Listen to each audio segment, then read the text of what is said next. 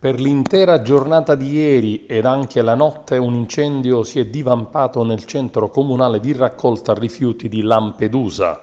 Immediatamente una folta squadra di vigili del fuoco si è messa al lavoro per spegnere le fiamme nella discarica sequestrata 7 mesi fa per reati ambientali. La Procura di Agrigento ha aperto un'inchiesta per ora contro ignoti, ipotizzando che l'incendio sia doloso contestando la violazione dei sigilli. Gli investigatori sostengono che l'incendio sarebbe stato appiccato per cancellare eventuali prove di oggetti gettati nella discarica.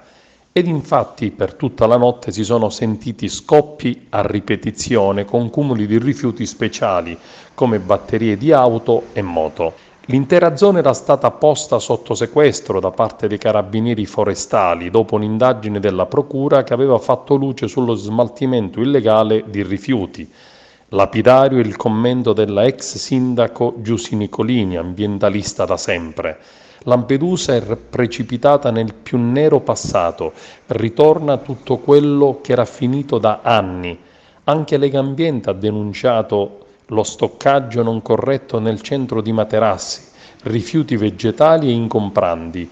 Avevamo segnalato abbandoni e smaltimenti di rifiuti in molte zone di Lampedusa ed all'interno di un vasto territorio di grande interesse ambientale vincolato dall'Unione Europea come zona speciale di conservazione e zona di protezione speciale.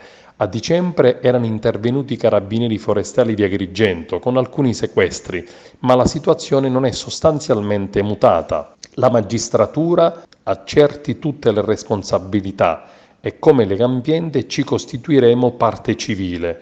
Urge verificare anche la ricaduta di inquinanti a tutela dell'ambiente e della salute dei cittadini.